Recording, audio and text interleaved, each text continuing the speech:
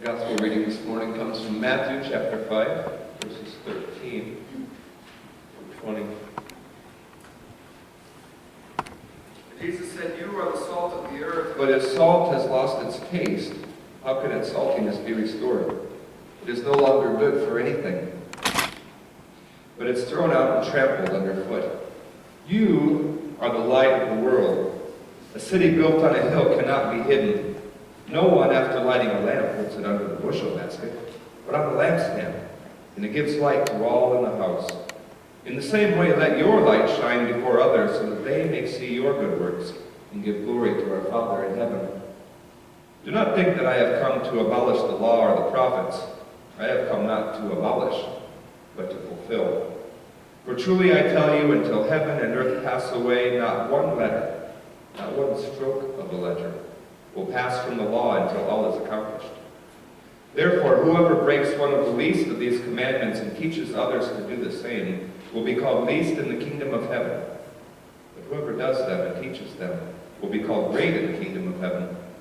For I tell you, unless your righteousness exceeds that of the scribes and Pharisees, you will never enter the kingdom of heaven.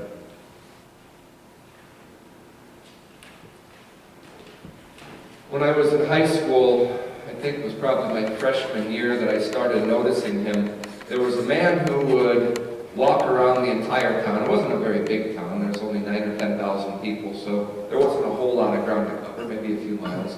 But he would walk around with his back arched, shirt off usually, and he would be kind of mumbling and grunting. And he'd go up to high school students and ask them for cigarettes. I always thought that was funny.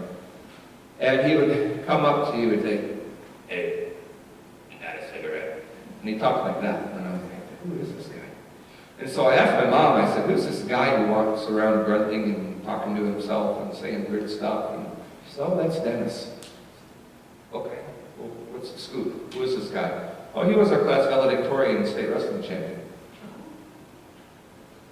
I said, what?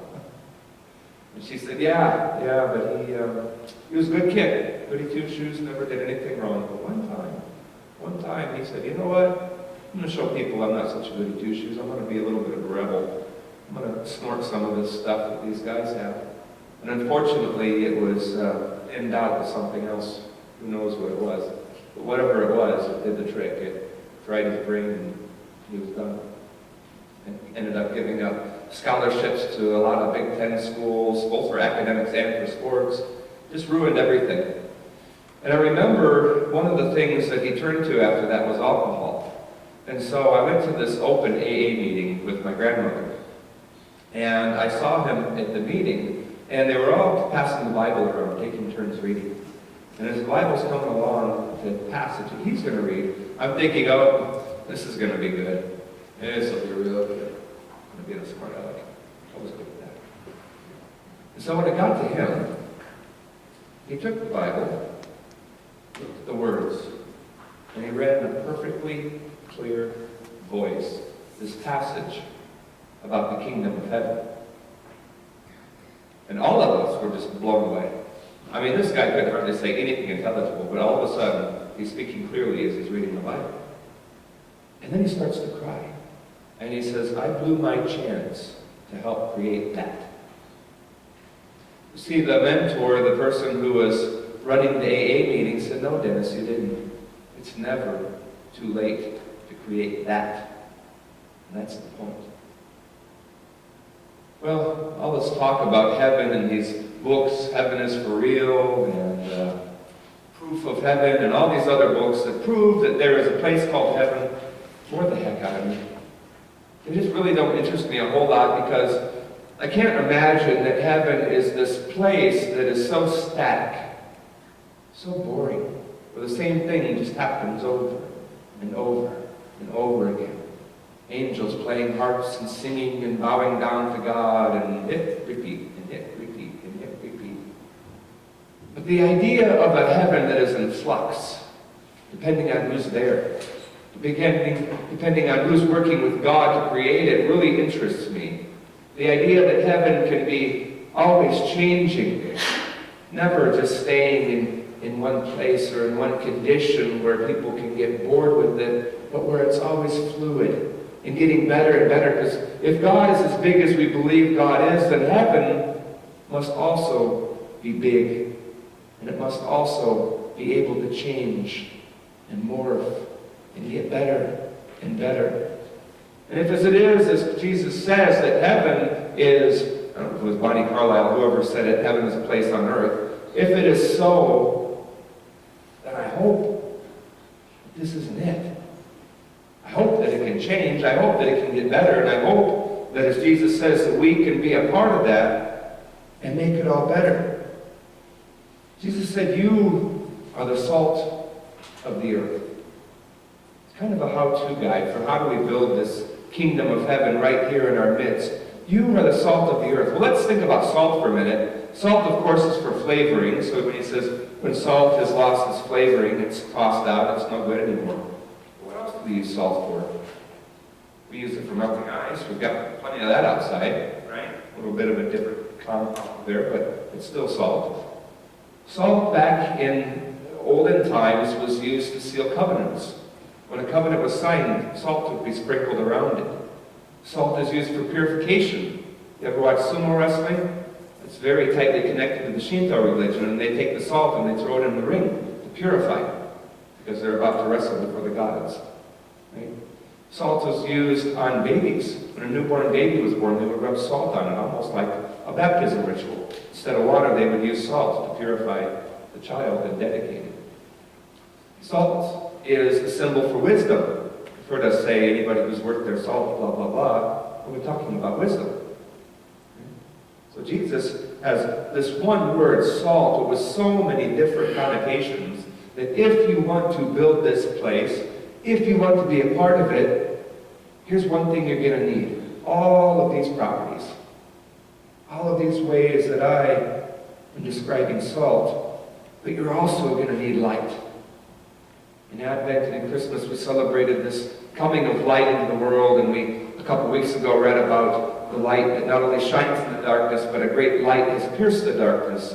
Remember, we talked about the lands of Naphtali and Zebulun up north, and Jesus says, I have come to bring that light. Well, here Jesus says, guess what?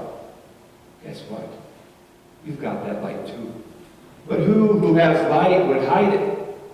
Who has light would put it away where nobody can see it? No, people have to let their light shine so that those around can see it and have an appreciation, not just for the people who are doing it, but for the God who gives the light.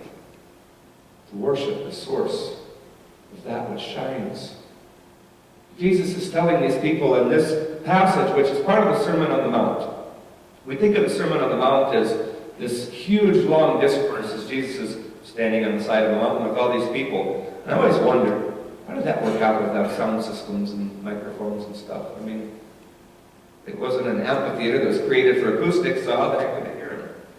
Well, most likely it wasn't one long discourse. It was a bunch of little sayings and speeches that he made over the time, over his ministry that Matthew put together in these 3 chapters of his book, of his gospel, and put it together almost like one long continuous sermon. That's why it's kind of choppy, it doesn't flow so well. But then Jesus comes to this point in the Beatitudes, and he says, blessed are the poor. Blessed are the peacemakers. He throws out all these reversals that don't really make any sense, because the Roman government in town said, no, blessed are those who wield the power, because we're going to bless ourselves. We're going to do whatever the heck we want to. And Jesus says, no. No, it's those who are oppressed who will be blessed. Those who have not, who will have. Those are the people who will be blessed. But people couldn't wrap their mind around this. And as if it weren't bad enough, Jesus throws this out. All the while he's been saying, you have heard it said, but I say to you, ... Right? You have heard it said, the greatest is such and such, but I say to you, the greatest is the least of these. And he's been doing that the whole time throughout this entire sermon. Blessed are these people. You didn't see that coming. You've heard it said this, but I say this. Didn't see that coming either. And then he puts the icing on the cake. Just when people think that the law is worthless, that the Torah is no good anymore, that Jesus has come to abolish the law and create a new order, he says, if you think that I have come to abolish the law, you're wrong. I've come to fulfill it. For not one letter, not one stroke of a letter will pass away until these things come to pass. Who's this guy? What is he trying to do to these people who are having a difficult enough time, I'm sure, to follow along with what the heck he's saying? And then he throws out a great reversal. I had you. I drew you in right here, and you thought this, but guess what? Nope. The law still stands. But see, the law isn't about, thus saith the Lord. The law isn't about following rules so that God doesn't shed some wrath upon us. The law is about relationships.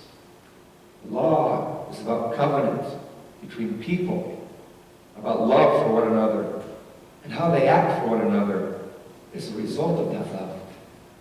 I can read the Ten Commandments. Everything in there is about relationship and what will happen if we don't do our best in those relationships. But see, it sounds like when we read these passages that there's condemnation, that if we screw up, that we're, in trouble, put it that way. But that's not it. For I tell you, unless your righteousness exceeds that of the scribes and Pharisees, you will never enter the kingdom of heaven.